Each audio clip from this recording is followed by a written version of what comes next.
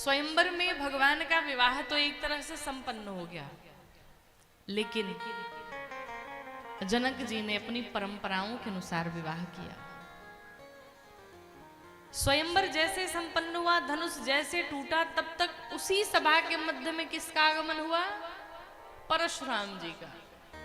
महाराज फरसाले के बाबा उपस्थित हो गए। जैसे ही परशुराम जी आए, जितने राजा थे सभी अपने अपने स्थान पर खड़े होकर के दंड प्रणाम करने लगे। सभी प्रणाम करने लगे।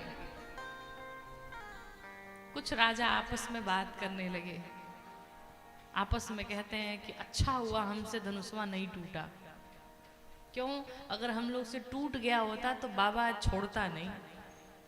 तो दूसरा वाला कहता है, अरे तुम्हें क्या लगता है हम तोड़ नहीं सकते थे?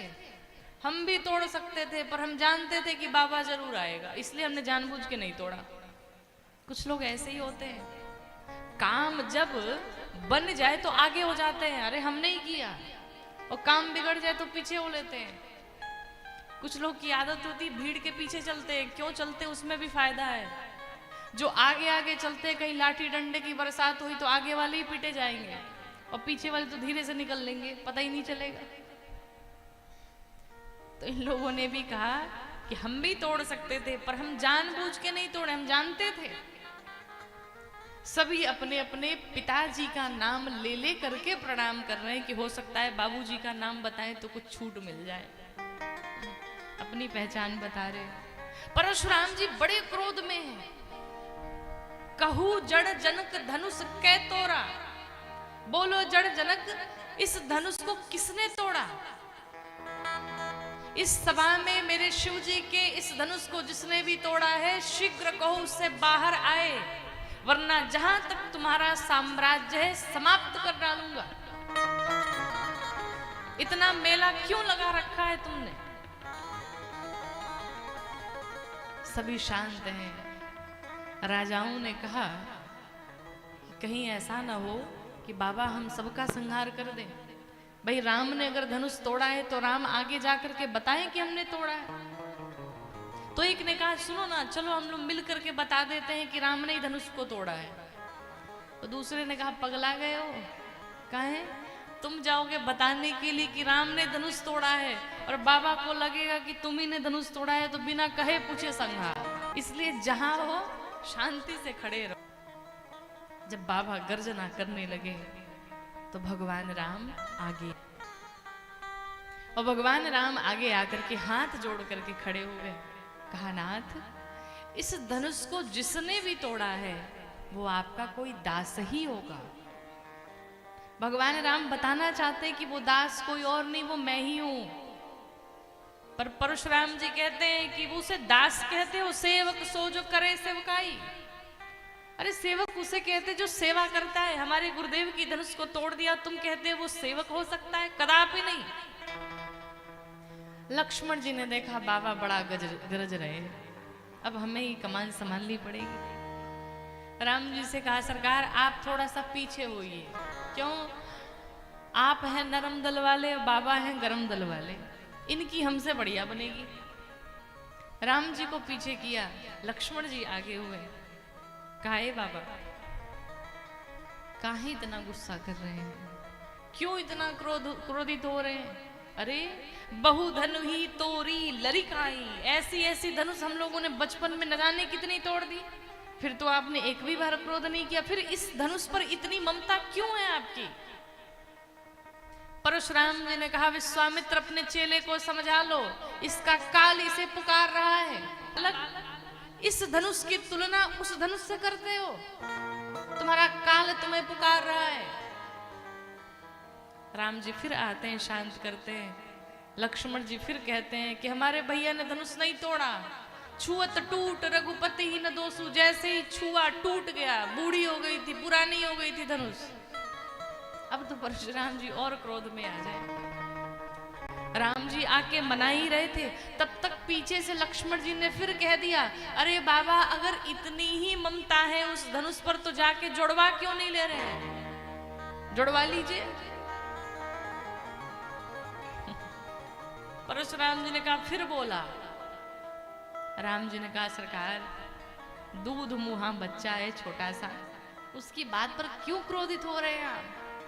परशुराम जी ने कहा ये दूध मुहा नहीं है, ये 20 मुहा है।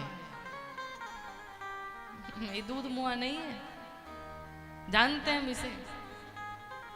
राम जी बड़े विनम्र भाव से खड़े थे परशुराम जी के समक्ष, परंतु में राम जी थोड़ी से क्रोधित हुए। राम जी ने कहा ऋषिवर, जितना बड़ा मेरा अपराध नहीं है उससे बड़ा कहीं आपका क्रोध हो गया है। मैं आपको बताना चाहता हूं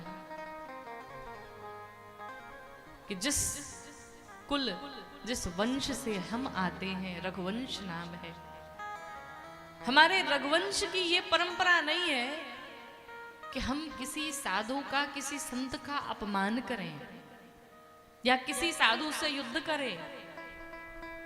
अगर आप हमसे युद्ध करना चाहते हैं तो मैं निश्चित रूप से करूंगा, लेकिन एक बात उससे पहले निवेदित करना चाहता हूं कि नाथ मैं आपसे हर प्रकार से हार जाऊंगा। पूछा वो कैसे? कहा नाथ आप तो हर प्रकार से हमसे बड़े हैं। कैसे? कहा मेरा 2 अक्षर का नाम है राम और आपका नाम है परशुराम। नाम में भी तो हमसे बड़े हैं। सरकार अगर कुल देखा जाए तो मैं हूं क्षत्रिय और आप हैं ब्राह्मण। हम क्षत्रिय तो सदैव ब्राह्मणों की पूजा करते हैं, चरणों की सेवा करते हैं। हम क्षत्रिय तो सदैव ब्राह्मणों में बहुत सम्मान, बड़ी निष्ठा रखते हैं। आप ब्राह्मणों की कृपा से ही तो हम हुए हैं, हमारा अवतार, हमारा जन्म हुआ है। तो आप तो हमसे कुल में भी बड़े हैं। प्रभु अगर गुण देखा जाए तो मेरे भीतर सिर्फ एक गुण है कि मैं धनुष बाण चला लेता हूं, लेकिन ब्राह्मणों के भीतर 9 गुण विद्यमान हैं। आप तो हमसे गुण में भी बड़े हैं। और सबसे अंतिम बात, प्रभु अगर युद्ध में हमने आपको परास्त कर दिया, आपका वध कर दिया, तो एक क्षत्रिय के हाथों एक ब्राह्मण की हत्या हो जाए, उस ब्रह्म हत्या का मुझे पाप लग जाएगा, मुझे नरक में भी स्थान नहीं मिलेगा। तो मैं अपने हाथों से किसी ब्राह्मण का वध भी नहीं कर सकता। और अगर मैं युद्ध भूमि से, रणभूमि से पीठ पीछे करके जाऊं, ये मेरे रघुकुल की परंपरा नहीं है। अगर युद्ध होगा तो मैं युद्ध करूंगा, लेकिन मैं आपसे हर प्रकार से छोटा हूं, मैं आपसे हर प्रकार से हार जाऊंगा।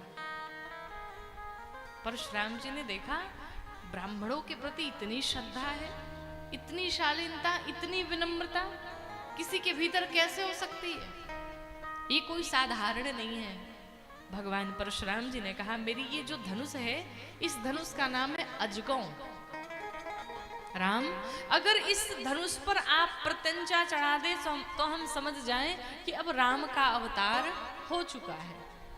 भगवान राम ने अजगौ धनुष को लिया और प्रत्यंचा चढ़ा दी। भगवान परशुराम 9 बार जय जयकार करके प्रणाम करके चल पड़े। बोलो भक्तवत्सल भगवान की जय।